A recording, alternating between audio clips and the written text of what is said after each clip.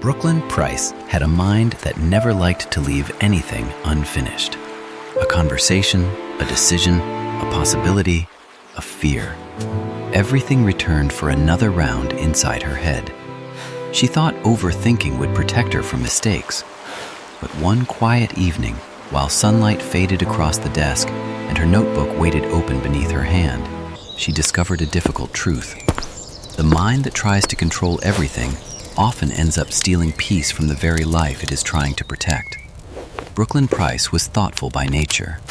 She noticed details, remembered things other people forgot, thought carefully before speaking. People often described her as wise, mature, and emotionally aware, and in many ways, that was true. But there was another side to the same sensitivity, one she rarely named out loud. She did not just think. She circled. Around choices, around conversations, around future possibilities that might never happen. She replayed what she said, what others meant, what she should do, what she might regret, what could go wrong if she moved too soon or waited too long. At first, it felt responsible, even admirable. Better to think deeply than to act carelessly, she told herself. But lately, that carefulness had become exhausting. Simple decisions took too much energy. Rest became difficult because the mind was always trying to finish tomorrow before tomorrow arrived. Even in calm moments, her thoughts often behaved like there was still some invisible emergency to prepare for. And the more she tried to think her way into safety, the less safe she felt. That evening, the room was full of a slow, golden hush. Light rested across the desk, the curtains, the spine of a book lying half open nearby. Brooklyn Price sat down with a cup of cooling tea and the familiar tiredness that comes after a day spent mostly in the mind.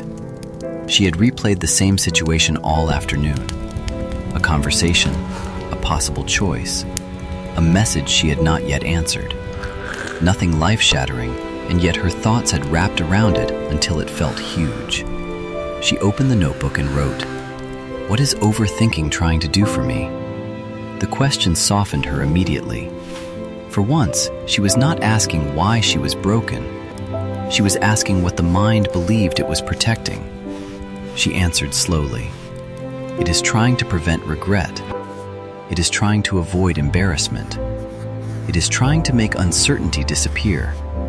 It is trying to solve tomorrow before it arrives. It is trying to make me safe." She read the page and felt an unexpected tenderness. Because maybe overthinking was not her enemy exactly. Maybe it was an anxious form of care. Uncertainty. A mind that did not know how to trust life enough to stop rehearsing every possibility. Still, anxious care can become harmful when it never rests. So she turned the page. What is overthinking costing me? Peace, energy, presence, sleep, clarity, the ability to trust a simple next step. The last line stayed with her. Overthinking, she realized, does not always create wisdom. Sometimes it only creates distance between you and the moment you are actually living. It turns possibilities into pressure.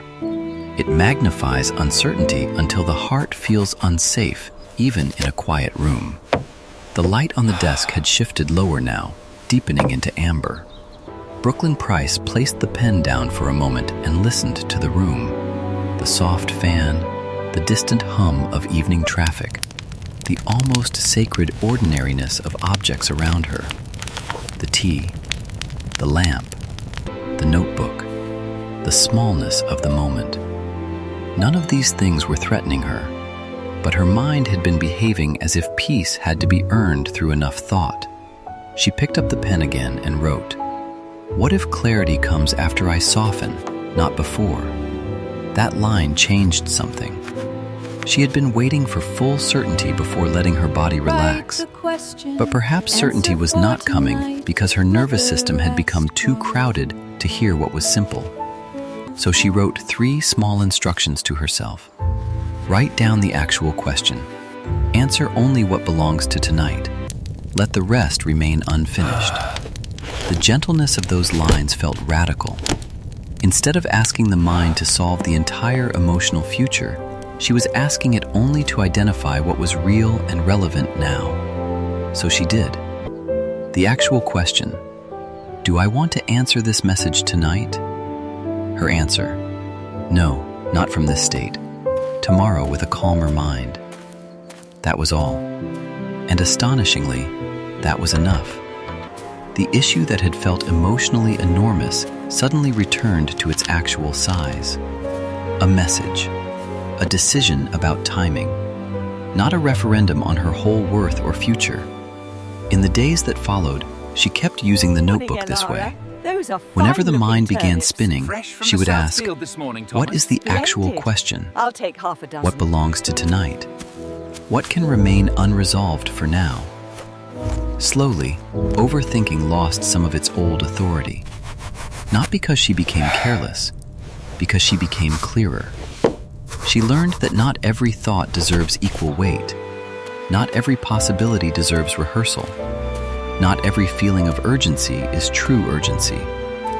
Sometimes peace requires letting a few things remain incomplete until the mind grows quiet enough to hold them honestly. And often, that quiet begins with naming the question and refusing to turn it into your entire life.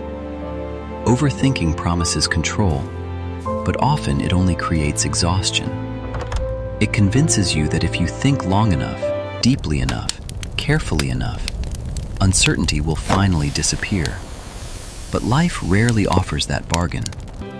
Sometimes the only way back to peace is this: to ask a smaller question, to answer only what belongs to tonight, to let the mind stop treating every unfinished thing like danger. A quiet room, a notebook, a little evening light, one real question written clearly. This may not solve everything, but it may return you to the moment you are actually in. And sometimes that is where peace begins. Not in knowing everything, but in no longer demanding that your mind carry it all at once.